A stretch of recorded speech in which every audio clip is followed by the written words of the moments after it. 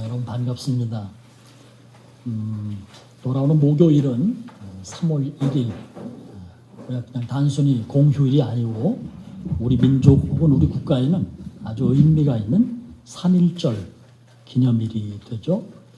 3.1절 하면 제일 먼저 떠오르는 일은 거의 대부분의 사람들이 유관순 누나, 여성분들은 유관순 언니라고 불렀나요? 선생님 그렇게 부르시나요? 네.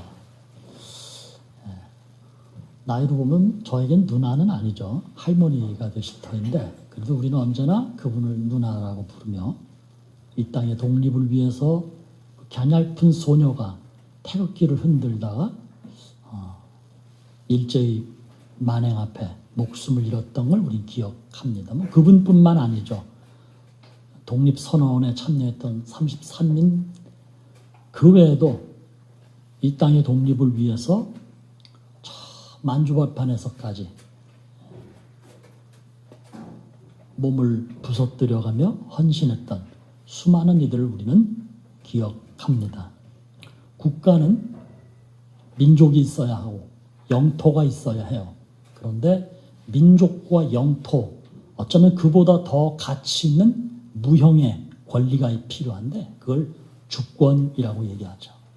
우리는 영토도 있었고 민족도 있었지만 일제가 주권을 빼앗아가는 바람에 주권이 없는 민족, 주권이 없는 영토에 살았어요. 그게 바로 일제강점기라고 하는 서러움이었죠.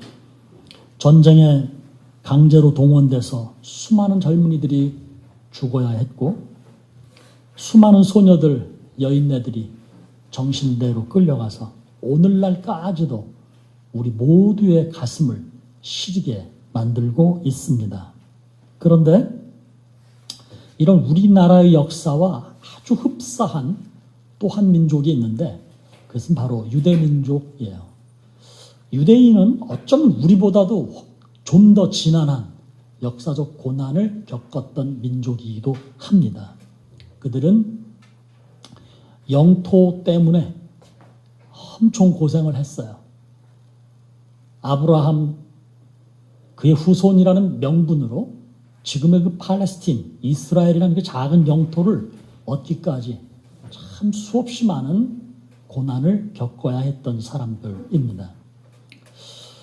오늘 우리가 읽었던 이 본문 말씀은요, 오늘 읽은 말씀에는 나오지 않지만 원래는 이 요한복음 10장을 전체 다 읽어야 되는데 제가 중간에 잘랐습니다.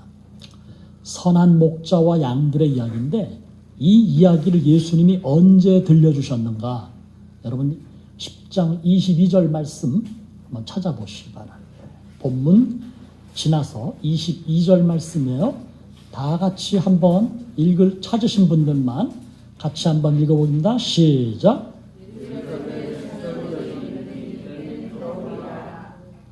어느 때가 이르렀다고요? 겨울이 이르렀는데 그 앞에 무슨 절? 수전절이라는 절기가 나와요. 우리가 아는 절기는 6월절, 7.7절, 장막절 이 세 개의 절기를 우리는 알고 있어요. 성경에는 이 3대 절기를 많이 명시하고 있어요. 그런데 수전절이라는 절기는 구약 성경에는 나오지 않는 절기고요. 신약 성경에도 이 요한복음 10장 22절 여기만 달랑 등장을 해요. 도대체 수전절이라는 게 무슨 말이야? 이 수전절은요, 구약 성경에는 유래가 없습니다. 구약 성경이 끝나고 나서 책으로는 말라기가 되겠고요. 선지자로 말한다면 에스라와 느헤미야가 되는데요. 이분들 끝으로 계시의 말씀이 중단돼요. 그리고 약 400년의 시간을 지나서 예수님이 오시는 거예요. 이 구약이 끝나고 예수님이 오실 때까지 400년 정도의 역사를 신학적으로는 신구약 중간기라고 불러요. 신학교에서는 이 신구약 중간기를 굉장히 중요하게 여기고요. 성서신학에서는 신구약 중간기만도 한 학기 혹은 두 학기씩 공부를 해요. 이것만 가지고도 수많은 박사 학위들을 받았어요. 굉장히 중요하다는 의미죠. 도대체 구약성경 말라기서가 끝나고 나서 예수님이 오시기까지 이 400년 기간에는 무슨 일들이 있었을까? 우리가 가지는 66권 성경에는 나오지 않습니다. 그런데 가톨릭 교회의 교인들이 쓰는 성경에는요, 우리가 사용하는 66권은 정경이라고 얘기하고, 그 가톨릭 교인들이 사용하는 성경에는 외경이라는 게 또 있어요. 위경도 있는데, 이 외경은 정경으로 채택되지 않았어요. 다만 이것은 대부분 역사적인 가치를 가지고 있어요. 그리고 그것이 결정적으로 100% 신뢰할 만한 말씀이 아니다라는 의심성 때문에 개신교에서는 이 66권 외에 다른 책을 정경으로 인정하지 않지만, 가톨릭 교회는 이 책들이 가지고 있는 역사성 때문에 성경의 범주에 넣어서 읽기도 해요. 공동번역이라는 번역서에는 이 외경이 들어있는데, 외경 가운데 마카베오서라는 책이 있어요. 그 마카베오서라는 책을 보면 신구약 중간 시기에 어떤 일들이 있었는가를 단편적으로 기록을 하고 있어요. 그 얘기를 가지고 이 수전절의 유래를 찾는 건데, 이런 얘기예요. 헬라 알렉산더 대왕이죠. 이 알렉산더가 세계 제패의 꿈을 꿨잖아요. 그래서 지중해 연안에 있는 모든 나라를 다 점령했어요. 제패했어요. 그리고 그 군사를 페르시아로 몰고 가서 페르시아도 접수했어요. 중동 지역까지 다 접수한 거죠. 그리고는 알렉산더가 그 기세를 몰아서 어디까지 들어가느냐 하면 인도까지 들어가요. 그런데 알렉산더가 인도에 들어갔다가 그만 거기서 풍토병에 걸리면서 죽습니다. 즉 알렉산더는 중동 지역까지 굉장히 넓은 세계 영토를 확보하고 헬라 제국을 창건하죠. 아버지가 헬라 제국을 시작했지만 알렉산더가 헬라의 역사, 헬라 영토를 마침표를 찍는데, 그러고 나서 1년 만에 인도에서 급사해버려요. 이때 알렉산더가 30대 초반이에요. 그래가지고 이 알렉산더가 급사를 하니까 이 나라가 어떻게 되겠어요? 워낙에 넓은 영토예요. 오늘날처럼 무슨 비행기가 있어요, 통신이 있어요. 이 넓은 영토를 다 어떻게 관할하겠어요? 그래서 자연스럽게 알렉산더의 신복 4명이 영토를 4분해서 다스리게 되는 거예요. 근데 그 4개의 부분으로 나뉘어진 영토 가운데 에집트와 이스라엘, 즉 이 유대 나라가 포함된 영토는 프톨레미라고 하는 왕조가 다스리게 되는 거예요. 근데 이게 이제 한 100여 년쯤 진행이 되다가 나중에 셀류커스라는 왕조로 바뀌게 됩니다. 이 셀류커스 왕조에 이르러서 그 앞서 프톨레미 왕조가 이스라엘을 다스리던 때하고 달라지는 거예요. 어떻게 달라지는 거냐 하면, 그전에는 약간 신사적으로 다스렸다면 셀류커스 왕조 때는 포갑적으로 다스리게 되는 거예요. 셀류커스 왕조의 4번째 왕이 에피파네스 4세라는 인물인데요. 안티오코스 에피파네스 4세. 이게 아주 그 포갑적 왕이에요. 포갑적이라는 단어보다는 미친놈이라는 단어가 먼저 생각나서 제가 한참 머물거렸는데, 어느 정도였는가 하면 이 에집트를 한번 쳐들어가서 쑥대밭을 만들고 올라오는 길에 유대를 들릅니다. 그래서 유대를 또다시 예루살렘 성을 이미 점령한 상태인데 다시 예루살렘 성에 들어와서 수많은 양민들을 학살하고 약탈하면서 어디를 들어가는가 하면 예루살렘 성전에 난입을 하는 거예요. 프톨레미 왕조 때는 각자의 종교를 인정했었는데, 이 셀류커스 시대에 안티오코스 에피파네스 4세는 우리의 조상 대왕 알렉산더의 뜻을 이어서 전 세계를 헬라화하겠노라. 그게 바로 뭐예요? 헬레니즘이라는 거예요. 이 헬레니즘으로 온 세계를 다 통일하겠다는 야용. 근데 그것을 어떻게 만들어가는가 하면, 유대인들은 유일신 종교예요. 세상에는 신이라고는 오직 하나님 한 분뿐이에요. 다른 신은 인정하지 않는 거예요. 여러분, 일신교는요, 신이 많이 있어요. 다른 신도 다 인정해요. 그런데 그 중에 내가 하나만 선택해서 믿는 걸 일신교라고 얘기해요. 다신교는요, 예수님, 석가모니, 공자님 다 절하고 다 아무거나 그냥 복 주시면 됩니다. 이게 다신교고, 예수님도 있고 부처님도 있고 공자님도 있는데 나는 부처님만 믿겠다. 이건 일신교예요. 무슨 소리 하는 거야? 부처가 무슨 신이야? 공자가 어떻게 신이 될 수가 있어? 조상이 무슨 신이 될 수가 있어? 오직 내게는 하나님뿐이다. 이게 뭐라고요? 오직 유자를 써서 유일신교. 유대는 그거거든요. 그런데 이 안티오코스 4세가 성전에 난입을 해서 성전을 훼손합니다. 그리고 유대인들에게 예배를 드리지 못하게 합니다. 안식일을 폐하고 제사를 폐합니다. 그 증거로 이 미친놈이 어느 정도로 미쳤는가 하면 돼지를 잡아서 돼지 피를 예루살렘 성전의 성소에 뿌리고 돼지를 제물로 드린다고 그랬어요. 돼지는 유대인들이 고기도 먹지 않습니다. 성경에 돼지는 속된 동물이라고 해서 유대인들은 돼지고기를 먹지 않아요. 또 어떻게 그게 제물로 드려지겠어요? 안티오코스의 비파네스 4세가 이걸 이용해서 유대인들에게 망신을 주는 거죠. 하나님을 모욕하는 거죠. 자, 여러분, 유대인들은 그 유대교라고 하는 것은 제가 여러 번 말씀드린 적이 있는데 뭐가 제일 중요했는가 하면 첫째는 율법이에요. 두 번째는 성전이에요. 율법과 성전, 이 두 개가 자기들 신앙의 커다란 기둥이에요. 그런데 지금 이 헬라의 왕이 율법을 지키지 못하게 해요. 그리고 성전을 빼앗았어요. 하나님을 예배하는 성전에 하나님의 신전을 훼손하고 거기에 자기들이 이방 신상을 세우고 돼지 피를 뿌리는 엄청난 폭거를 저지른 거죠. 유대인들이 다 요즘 우리식으로 말하면 멘탈이 붕괴되는 멘붕 상태에 이르렀어요. 수많은 제사장들이 학살당했어요.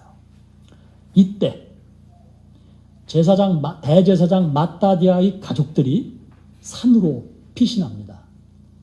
거기서 이제 따로 몰래 예배도 드리고 모임도 갖고 하다가 제사장 아버지 마따디아가 죽으니까 그의 아들 3형제가 있었는데 이 3형제가 바로 마카비 형제들이에요. 이들이 독립운동을 전개합니다. 아버지는 무장투쟁을 하지 않았는데 아들들은 무장투쟁을 시작하는 거예요. 이들의 무장투쟁 목표는 뭐였는가 하면 나라를 완전히 되찾는다라는 건 다음 번 목적이고 첫 번째는 성전을 되찾는다. 즉 종교를 회복시키는 거예요. 야훼 신앙, 하나님께 예배하는 것을 회복받겠다. 그래서 이들이 무장투쟁, 지금으로 말하면 유격전을 이루는 거죠. 게릴라전. 그런데요, 여러 해 동안 형이 죽으면 동생이, 그 둘째 동생이 죽으니까 셋째 동생이 지휘권을 받아가지고 엄청난 무장투쟁을 해서 성공을 해요. 그래서 헬라의 세력을 몰아냅니다. 그리고 성전을 회복하는 날. 그날이 바로 뭐였는가 하면 수전절이라는 거예요. 이스라엘 백성들이 마카비 형제들이 이 땅에서 헬라의 세력을 몰아내고 잃어버렸던 우리의 예루살렘 성전을 다시 회복하게 해준 그날. 우리는 그날을 잊을 수가 없습니다. 유대인들은 성탄절이 없죠. 왜냐하면 그들은 예수님을 인정하지 않기 때문에 예수님의 오신 날을 지키지 않아요. 그러나 그 시절에 마카비 형제들에 의해서 회복받은 성전을 회복받은 날, 그날이 우리의 영적 종교적 독립의 날이라고 그래서 수전절이라고 지키는 거예요. 이게 이제 오늘 예수님께서 나는 선한 목자다. 그리고 너희는 양이다. 라고 말씀하시는 본문 말씀을 말씀하시게 된 그날이 언제냐? 바로 이 수전절이라고 하는 거예요. 예수님은 말씀을 말씀의 내용도 중요하지만 그 말씀을 어떤 상황에서 하셨는가 이것도 굉장히 중요한 거예요. 우리도 그렇잖아요. 대통령이 뭐 아무 때나 아무 상황에서 무슨 뭐 중요한 메시지를 하지 않죠. 대통령은 이 말은 언제 누구와 만났을 때 혹은 어떤 행사를 할 때 내가 이걸 선포하리라. 참모들하고 다 의논을 해요. 그리고 콘티가 잘 짜여진 상태에서 가장 적확할 때 메시지를 날려요. 예수님은 그런 점에서는 뭐 한 나라의 대통령보다 더 분명하신 분이죠. 수전절에 예수님이 하신 말씀, 메시지가 요한복음 10장 전체의 말씀이에요. 나는 선한 목자다. 그리고 너희는 선한 목자의 인도를 받는 양이다. 이 말씀. 왜 이 말씀을 하셨을까? 바로 유대인들이 자기들 신앙의 원래 대상은 하나님이신데 그 하나님을 믿고 하나님께 제사하고 하나님께 신앙의 고백을 드리며 하나님께 기도해야 하는데 사실은 이 내용보다 이들은 뭘 더 중요하게 생각했는가 하면 자기들이 하나님께로 가는 과정에 꼭 필요한 것이 율법이고 또 필요한 것이 성전이다. 왜? 율법을 지키는 것은 하나님께로 나아가는 길이라고 생각했던 거예요. 전혀 틀린 것은 아니에요. 하나님께서 그렇게 주신 것이에요. 두 번째는 하나님은 어디에 계신다고 믿었는가 하면 성전 안에 계신다라고 믿고 있었어요. 이게 유대인들의 신념이에요. 하나님은 아무 곳에나 계시는 분이 아니라 하나님은 성전 안에만 계신다. 그러니까 우리가 하나님을 만나려면 성전으로 가야 한다. 이게 유대인의 신앙, 유대인들의 신념이었어요. 자, 여러분들에게 한번 물어봅니다. 하나님은 어디에 계실까요? 어디나 계시는 분이죠. 그래서 그걸 한자를 좋아하는 지식인들이 뭐라고 얘기했는가 하면 무소부재하신 하나님이다. 그죠?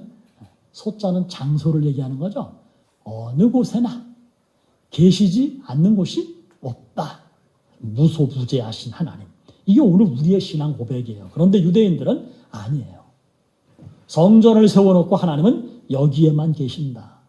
라고 생각하는 거예요. 그러니까 성전이 회파됐을 때, 성전을 잃어버렸을 때 이들은 죽고 싶은 심정이었던 거죠. 그러니까 이들은 마카비오 형제가 성전을 되찾은 그날을 수전절이라고 국가 기념일로 지키고 가치 있는 날로 여기는 거죠. 그게 틀린 것은 아니지만 그 과정의 신앙 고백은 잘못된 것이죠. 우리는 하나님이 주셨지만 율법을 체계화해서 율법을 온전히 지켜야 한다라고 하는 유대인들의 생각, 유대인들의 행동, 신념 따라갈 수가 없어요. 어느 누구도 율법대로 살 수가 없어요. 율법대로 살지 못하는 자는 무조건 죄인으로 규정해서 하나님과의 관계가 끝났다라고 지적하고 정죄하는 유대인들을 향하여 예수님은 아니다. 너도 율법을 그렇게 잘 지키는 것처럼 떠들지만 너도 결국 죄인이다. 여기 있는 병자만 죄인이 아니고 죄인으로 규정받은 이 사람만 죄인이 아니라 이 사람을 죄인이라고 이 사람을 병자라고 규정하고 있는 원래의 정치 세력 혹은 종교 세력 그들을 향하여 예수님은 니네도 결국은 죄인 아니냐. 그럼 이 죄를 누가 어떻게 구속할 것이냐. 오직 하나님의 사랑밖에 없다. 이게 예수님의 메시지예요. 두 번째로 예수님의 메시지는 하나님은 성전에만 계신 분이 아니다라는 거예요. 하나님은 어디에서나 우리가 하나님을 예배할 수 있고 어디에서나 하나님의 사랑과 은혜를 입을 수 있다는 거예요. 그러니까 우리가 여기 오기 전에는 여기보다 훨씬 협소했던 여의도 그 공간에서 1년 넘게 우리가 정말 감사한 마음으로 예배드렸잖아요. 음악학원이잖아요. 그리고 이제 좀 넓은 장소로 이성호 집사님의 배려를 통해서 왔어요. 그렇지만 여기도 이 건물 자체가 예배당으로만 쓰는 것은 아니에요. 그럼 제가 학원에서 어떻게 예배를 드려? 협동조합 식당으로도 쓰고 교육 공간으로도 쓴다는데 거기서 어떻게 예배를 드려? 하나님이 뭐 그런 데 계실까? 라고 했다면 우리는 여기서 예배 드릴 수가 없어요. 그게 아니죠. 하나님은 어디에나 계시는 거예요. 정확하게 말하면 하나님은 우리가 예배하는 곳에는 그것이 어디든지 그 상황이 어떤 곳이든지 하나님은 살아계시는 거예요. 그러니까 이 자리에도 오늘 하나님께서 살아서 임재에 계심을 우리가 믿음으로 고백하는 것입니다. 맞죠? 그러니까 예수님은 성전이라는 이 건물을 중요하게 여기고 거기에 목숨을 걸고 있는 유대인들을 향하여 그 잘못된 생각을 바꾸어 주시는 거예요. 아니다. 성전, 그게 중요한 것은 아니다라는 거예요. 그러면서 이제 오늘 예수님은 하나님은 어떤 분이신가? 우리의 선한 목자가 되시는 분. 너희는 인간은 누구인가? 너희는 선한 목자의 인도함을 받는 양이다. 이렇게 정의하셨고 전제하시면서 말씀을 이어가고 있는 거예요. 사랑하는 성도 여러분,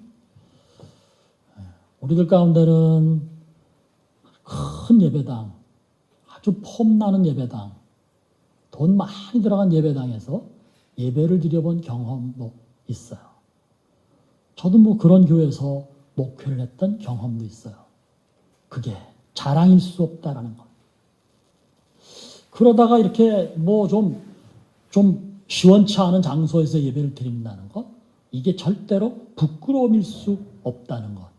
오늘 수전절에 유대 백성들을 향하여 이 수전절이 우리에게 영적 독립을 허락하신 하나님의 은혜입니다를 선포하지 않으셨고, 이 수전절에 이토록 아름답고 거룩한 성전을 우리에게 주신 하나님을 찬송합니다, 이런 메시지를 전하지도 않으셨어요.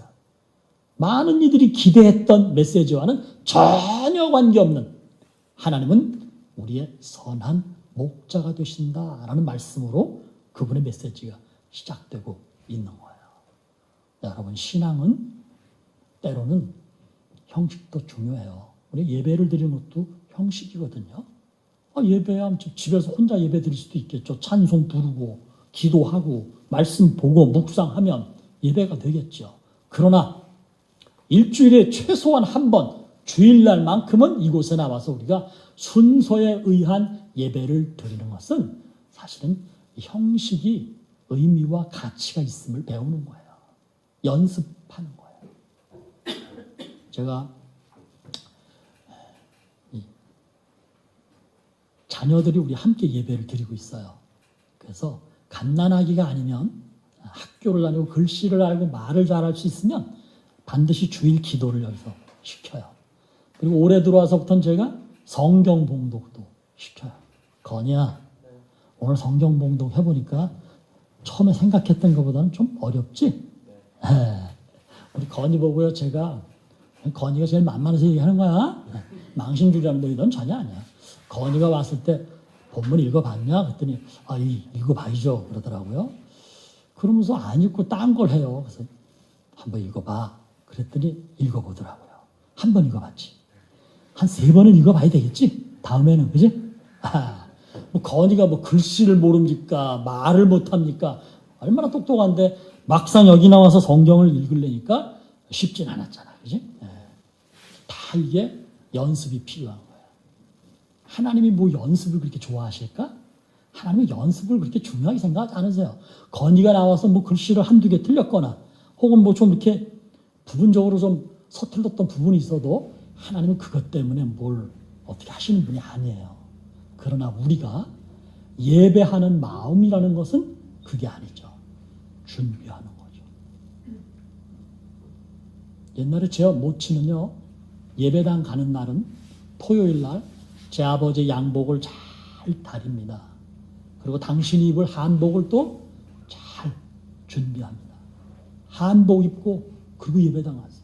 그리고 안내하고 그리고 헌금하고 그리고 기도하고 그리고 교제하고 그 몸으로 식당 가서 봉사하고. 왜 그랬을까요? 마음이라는 것이죠. 형식은 때때로 이렇게 중요한 것이에요. 그러나 하나님은 그 형식 때문에 우리를 평가하시지는 않으세요. 하나님은 우리를 평가하는 것은 우리 안에 있는 마음이에요.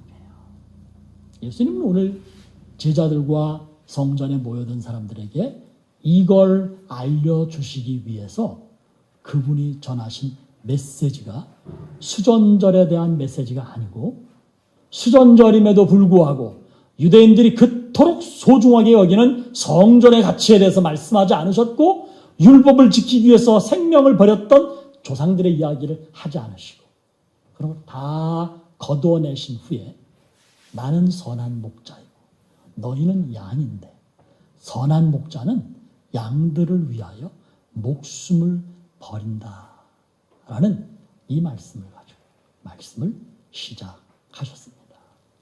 사랑하는 성도 여러분, 우리가 하나님 앞에 나와 있을 때 우리의 마음 자세가 굉장히 중요합니다.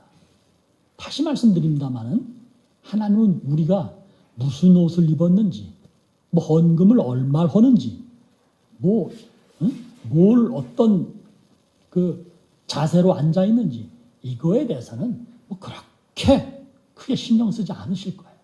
그리고 그것 때문에 너는 A 클래스, 너는 B 클래스, 너는 좀 어려워 C 클래스, 야 넌 쫓아내고 싶어 D 클래스, 넌 그냥 나가 F 클래스, 이렇게 우리를 나누시지는 않으세요.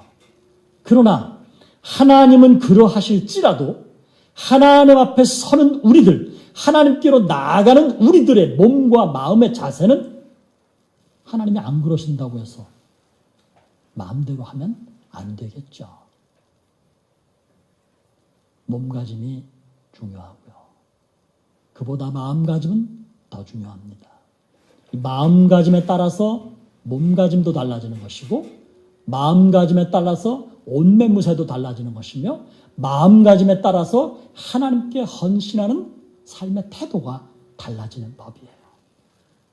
예수님은 수전절임에도 불구하고 느닷없이 나는 선한 목자고 너희는 선한 목자의 인도함을 받는 양이다. 내가 얼마나 선한 목자인가 하면 양들을 위하여 자기 목숨을 버리는 목자다라는 메시지를 전해주고 있어요. 다음 시간에 이 두 번째 선한 목자에 대한 이야기를 여러분과 나누려고 합니다. 사랑하는 성도 여러분, 우리가 하나님 앞에 나와서 예배하는 우리의 몸, 우리의 마음, 우리의 헌신적인 삶이 아주 중요합니다. 한 번 더 말씀드립니다마는 하나님은 내가 얼마나 일하느냐, 얼마나 바쳤느냐, 이걸 가지고 점수를 매기시는 분은 아니에요. 그러나 그 하나님의 은혜가 내게 너무 크고 놀랍기 때문에, 그 옛날 유대에서 태어났다면 성전에 들어갈 자격조차 부여받지 못했을지도 모르는 그런 나를 다 용서하셔서 구원에 이르게 하셨고, 자유롭게 하나님 앞에 나와 엎드려 경배하고 소리쳐 찬송할 수 있게 해주신 하나님의 은혜, 그게 너무나 크고 놀라워서 제가 헌금합니다. 제가 몸 바쳐 봉사합니다. 제가 주의 말씀을 선포하고 증거합니다. 우리로 하여금 그렇게 살게 만드시는 거예요. 여러분, 주일의 예배는 이만큼 의미와 가치가 있는 거예요. 여러분이 돌아가셔서 한 주간 동안 살아가는 세상살이에서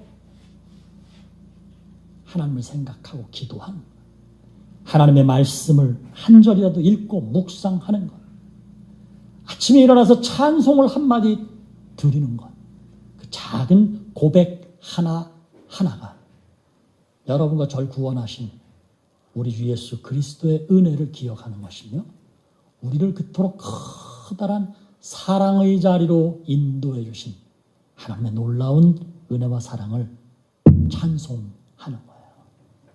이 한 주간도 하나님 앞에 서 있다라는 자세로 여러분의 마음, 여러분의 몸, 여러분의 삶의 자세가 조금 더 인격적이고 조금 더 영적인 모습을 갖춰가실 수 있기를 주님의 이름으로 축복합니다.